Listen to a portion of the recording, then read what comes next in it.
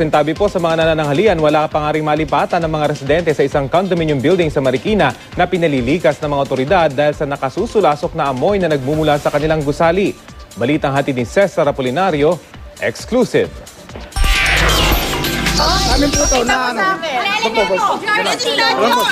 Ito lang sana.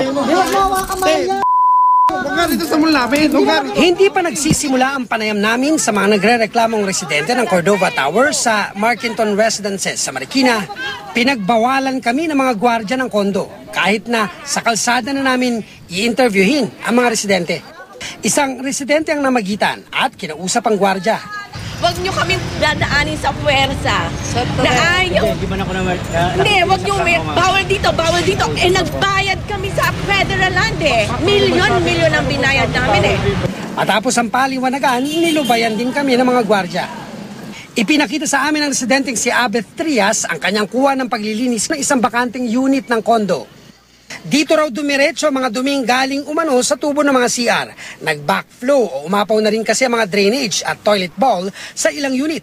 May blower para daw yung amoy, higupin dun sa kabilang blower para hindi na kumalat dun sa buong tower yung amoy. Ng mga residente. Pero parang hindi naman effective. Nagsimula raw ang problema sa sewage treatment plant o STP na nasa second floor parking area ng building nila. Isa si Aling Corazon sa may 4 na raang residente ng Cordova Tower. Dahil daw sa nakasusulasok na amoy, galing dito, lagi siyang inuubo at nananakit ang dibdib. Kailan mo yan nag-start? Siguro mga 1 week na. January 2012 pa inireklamo ng mga residente ang mabahong amoy galing sa STP.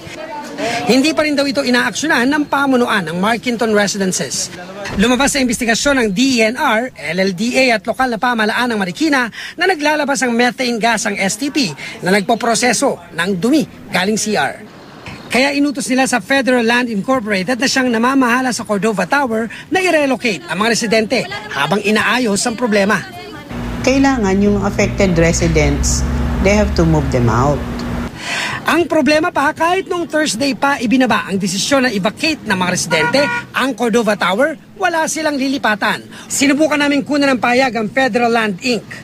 Pero sa liham na ipinadala sa City Legal Office ng Marikina, mula sa hepe ng Legal Department ng Federal Land na si Attorney Mario Iyog, sinabi nitong ang Markinton Residences Condominium Association ang may responsibilidad ng pagme-maintain ng sewage treatment plant ng kondo. Gayunman, handa raw silang makipagtulungan para maayos ang problema.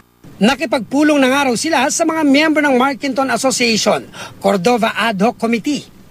Gayon din sa City Administrator at iba pa para pag-usapan ang issue at humanap ng solusyon. Cesar Apolinario, GMA News.